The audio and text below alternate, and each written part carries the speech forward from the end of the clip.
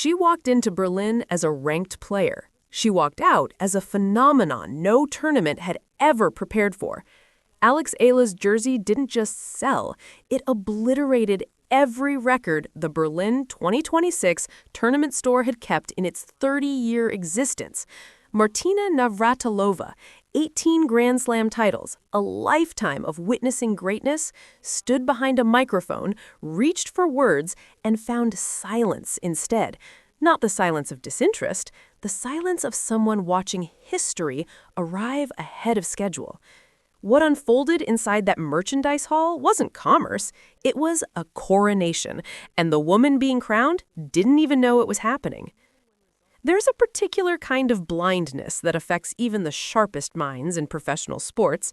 It's the blindness of assumption, the belief that popularity follows trophies, that stardom comes only after championships, that a 20-year-old ranked 45th in the world has no business commanding a crowd that rivals Wimbledon finals attendance.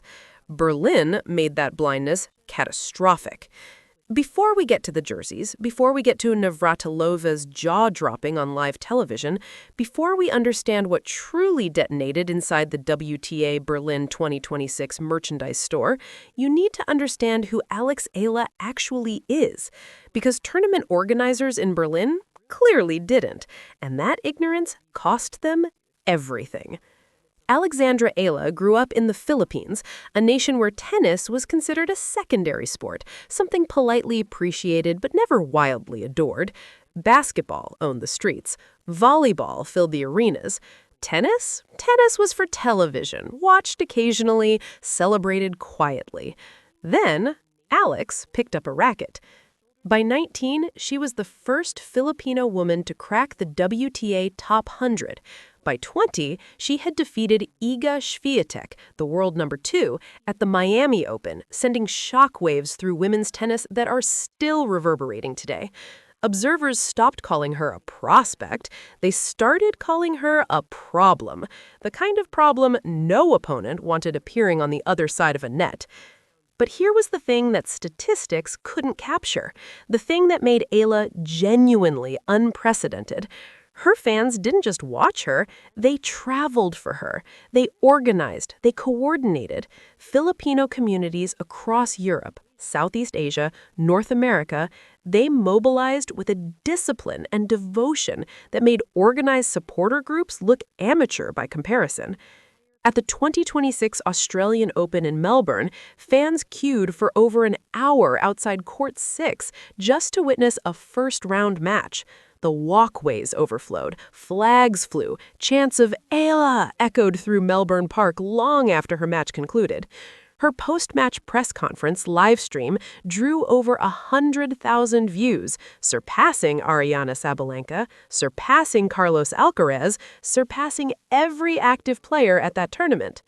Martina Navratilova herself, watching from the commentary booth, remarked that tournament organizers had fundamentally underestimated Eala's drawing power. Lindsay Davenport agreed. She probably needed to be on a bigger show court. There's a massive Filipino audience. Keep that in mind. Berlin kept none of that in mind. The tournament scheduled Eala on modest courts, allocated standard merchandise stock, prepared the way they always prepared, because in 30 years, nothing had ever broken their systems before. Nothing had ever been Alex Eala before. When the Berlin 2026 WTA tournament opened its merchandise store on day 1, the inventory sheet showed 300 Eala jerseys in stock. Tournament management considered that generous. They'd based their projections on previous year's data, on comparable players at similar rankings, on everything logical and orderly. Logic, it turned out, had no jurisdiction here. Are you beginning to understand what was coming? Because Berlin certainly wasn't. The merchandise store at WTA Berlin 2026 opened at 9 in the morning. By 9:47, every single Alex Eala jersey was gone. Not most of them, not a strong majority, every single one. 47 minutes, 300 jerseys. Customers who had arrived before dawn, some sleeping outside the tournament grounds the previous night, had formed a line that wrapped entirely around the merchandise pavilion before a single shutter lifted. Staff members who arrived for their morning shift encountered a crowd that, by any reasonable measure, resembled a concert queue rather than a tennis store opening. Tournament staff later described the scene with a mixture of awe and visible trauma. One merchandise coordinator, speaking to a German sports outlet, admitted she had never experienced anything comparable in her 12 years working European tennis events. She said, "We thought we were prepared. We had looked at the numbers. We had planned accordingly. Within the first hour, I realized we had made a terrible miscalculation." The chaos wasn't violent, that's critical to understand, because chaos doesn't require aggression to be overwhelming. This was the chaos of devotion, of thousands of people who had traveled from Brussels, Amsterdam, London, Manila, Dubai, and dozens of other cities, specifically to be in Berlin, specifically for Eala, specifically to carry something home that proved they were there. Filipino fan communities had been coordinating for weeks. Group chats with hundreds of members had distributed schedules, mapped out the merchandise store location, designated early arrivals to hold positions in line. This wasn't spontaneous enthusiasm. This was organized, passionate, unstoppable love for a 20-year-old who once said simply and profoundly, "I take everything with gratitude." When the jerseys vanished, something extraordinary happened next. The store didn't quiet down. The crowd didn't disperse. They stayed, and they bought everything else bearing Eala's name or image: keychains, towels, posters, water bottles with tournament branding that featured Eala prominently. By noon on day one, tournament records confirmed that merchandise revenue had surpassed the entire previous year's store earnings across all tournament days combined. That number reached the tournament director's desk at approximately 12:30. He read it twice. Then he picked up the phone. The person he called was a WTA executive. The conversation lasted 11 minutes. By the time it ended, emergency merchandise orders had been placed with 3 separate suppliers. Shipping routes from the Philippines, routed through a German customs broker, were activated.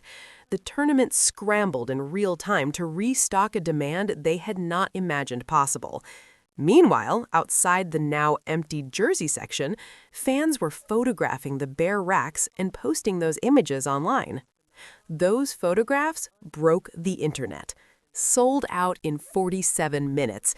That caption, posted by a Filipino fan account with 40,000 followers, accumulated 800,000 impressions by midnight.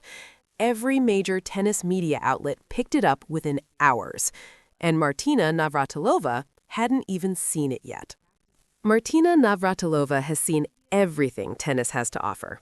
18 Grand Slam singles titles, decades of commentary, the Borg era, the Agassi era, Williams dynasty. She has sat across from the sport's most electrifying personalities and analyzed them with a clarity that borders on surgical precision. When the Berlin merchandise story reached her, she was seated in the WTA Berlin broadcast booth preparing for afternoon coverage. A producer slid a tablet in front of her. The screen showed a photograph. Empty shelves, bare racks, a sign reading EALA jersey, sold out, handwritten in marker by a store employee who'd run out of official signage. Beneath the photo, a number: 47 minutes. Navratilova stared at the tablet. Then she looked up at her broadcast partner. Then she looked back at the tablet. "This is remarkable," she said finally, her voice carrying that particular quality it reserves for moments that genuinely surprise her. "This is absolutely remarkable." That comment made it on air, and the internet, already aflame with the sold-out story, detonated. Because this wasn't just any observer expressing admiration. This was Martina Navratilova, a woman whose opinion on tennis popularity is shaped by personal experience with stadium-filling, culture-shifting celebrity. When Navratilova is speechless, the entire tennis community takes notice. She expanded her thoughts during the broadcast, and every word landed with the weight of a player who understood exactly what she was witnessing. She pointed back to Melbourne, to the overcrowded Court 6, to what she and Lindsay Davenport had already identified, that tournament organizers kept failing to calculate EALA's true gravitational pull. They still haven't learned, Navratilova said with a slight, almost disbelieving laugh. They keep underestimating her. The fans never do. Those words, "the fans never do," became the most quoted line of the entire Berlin tournament week. Not a match result, not a scoreline, a 6-word observation about merchandising and devotion. Social media accelerated everything. Filipino diaspora communities from Germany to Japan amplified the story with a speed and volume that overwhelmed tennis media channels. Hashtags trended in 9 countries simultaneously. A Filipino content creator who'd filmed herself purchasing the final EALA jersey at 7 minutes past 9 accumulated 4 million views before dinner. WTA leadership monitored the situation from their offices with a mixture of pride and self-examination, because the questions being asked publicly were sharp. Why weren't organizers prepared? Why hadn't they studied Melbourne? Why did it take a merchandise catastrophe to demonstrate what EALA's fan base had been proving loudly and consistently for the past 18 months? But here's what nobody was asking yet. And this question would become the most explosive of all. Where was Alex Eala herself during all of this? She was on the practice court, completely unaware, preparing for her afternoon match with the same focused silence she brings to every session. Someone was going to tell her. The moment Alex Eala discovered what had happened in the merchandise store did not unfold dramatically in front of cameras. It happened quietly in a corridor outside the player lounge when her support team pulled her aside between practice and warm-up. They showed her the numbers, the 47 minutes, the sold-out photographs, Navratilova's words broadcast to hundreds of thousands of viewers, the hashtags trending in 9 countries, the 4 million view video of a woman crying while clutching an EALA jersey she'd waited 2 hours to purchase. By every account from people present in that corridor, Alex Eala went very still. Not cold, not detached, still. The way someone becomes when they're trying to absorb something that doesn't fit inside ordinary understanding. Then she asked one question. Were all the fans okay? Was everyone taken care of? Not how much did they sell, not am I trending. Her first instinct, her immediate concern was the fans who hadn't gotten jerseys, the ones who'd queued and gone home empty-handed. This response circulated through the tennis world with a speed that rivaled the merchandise story itself, because it was exactly this quality, this almost disarming genuineness that had made her phenomenal level popular in the first place. At Melbourne, when she'd lost in the first round and emerged to find thousands of devastated Filipino fans, she'd said, "It was so heartwarming. That's one of the things that makes a loss like today a little bit harder, knowing a lot of people were rooting for me." Alex had never chased stardom. Stardom had pursued her with a persistence she could neither outrun nor fully process.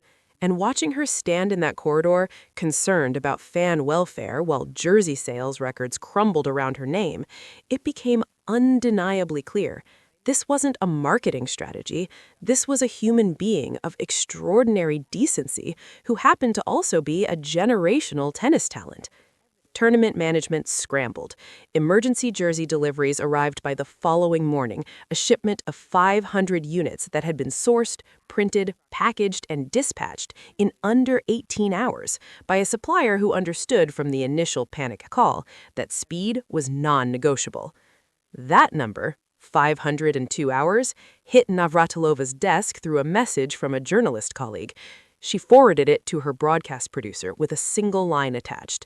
"Find me the right moment to talk about this today." The right moment came during afternoon coverage, when Navratilova set down her notes and addressed the camera with unusual directness.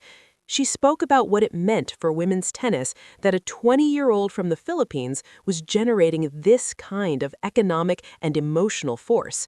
She spoke about the responsibility tournaments bore to properly honor that force. And she ended with something that resonated far beyond the broadcast. The sport grows when it listens to who the fans are showing up for. Berlin should be writing this down. Were they listening? The answer would define the rest of the tournament. When the final merchandise accounting closed after Berlin 2026's concluding day, the figures that emerged from the tournament's commercial team were, by any professional standard, staggering. Alex Eala's jerseys, across the restocked emergency deliveries and subsequent additional orders placed across the tournament's duration, generated individual merchandise revenue that exceeded the combined total of every other player's items in the tournament store. Combined. Every other active player, all of them together, still didn't reach Eala. The total figure, reported by a European sports business journal in the days following the tournament, exceeded 7 figures in euros, a merchandise performance at a mid-tier WTA event that would not have looked out of place at a Grand Slam. WTA commercial analysts privately acknowledged the figure represented a data point without modern precedent for a player outside the top 20. Eala, ranked 45th at the time of Berlin, had produced merchandise revenue that rivaled players ranked inside the top 5. The implications were enormous and uncomfortable for everyone who had spent years assuming that commercial tennis value correlated primarily with ranking and titles. It didn't. At least, not anymore. Not when your fan base was this organized, this passionate, this globally dispersed, and this financially committed to physically owning something that connected you to you.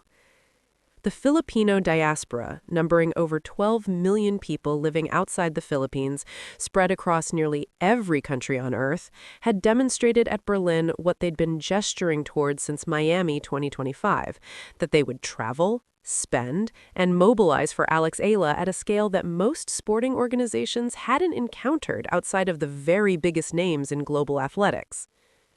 Sports economists who studied the Berlin data pointed to a phenomenon they described as diaspora multiplication, the way communities spread across many countries simultaneously concentrate purchasing power at specific geographic events in numbers far exceeding local fan bases.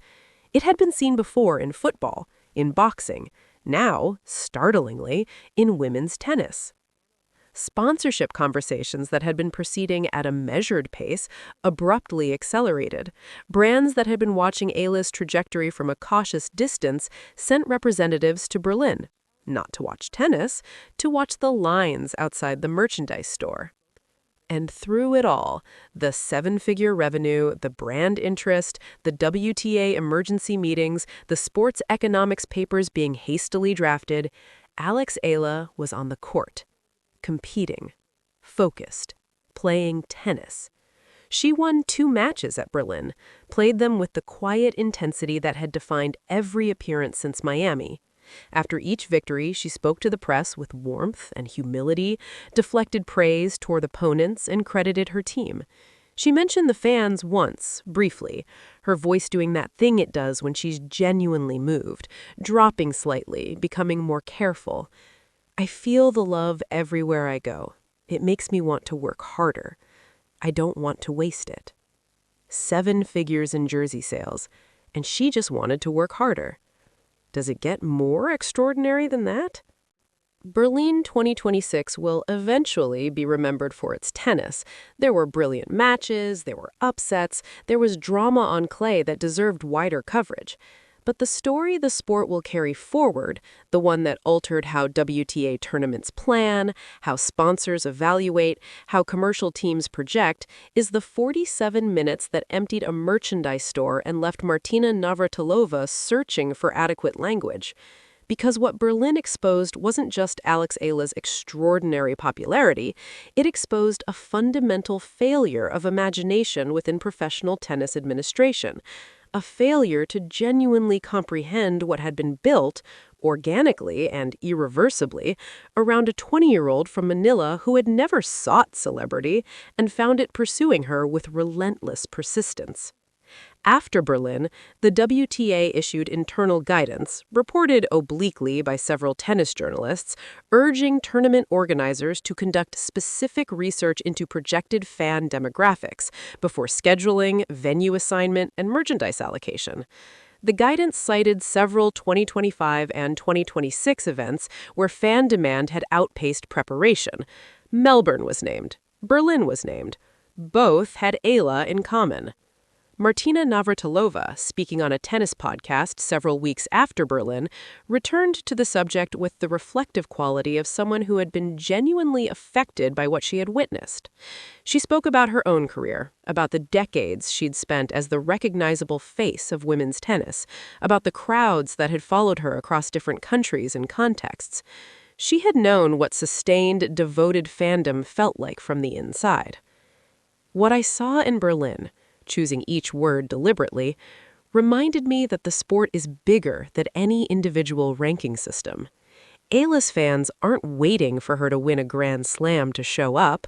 They're showing up right now. That's something special. That's something rare.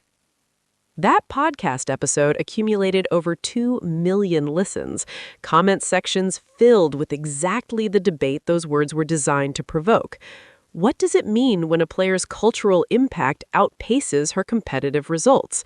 What does the sport owe a phenomenon that transcends the boundaries of traditional tennis stardom? What happens when the fan base is ready for a superstar before the establishment has finished evaluating whether she qualifies? The answers are still forming. The conversation Berlin ignited is still burning. Alex Eala, for her part, has said almost nothing about the merchandise records. She acknowledged the fan support with characteristic warmth in a brief social media post. She returned to practice. She continued her clay court season. She remained, as she has always remained, focused on the court rather than the noise surrounding it. But the noise won't stop, because Berlin demonstrated something that no ranking point or trophy can quantify. There are players who win tournaments, and then there are players who change the landscape of a sport simply by existing within it at full force. Alex Eala, at 20 years old, ranked 45th in the world, has already become the second kind. The only question remaining, the one worth debating in every comment below, is this. When she finally wins that Grand Slam, what will the world actually do? If you made it this far, you already know the answer. Drop it below. And if this story moved you even slightly, subscribe, because this journey is only beginning, and you do not want to miss what comes next.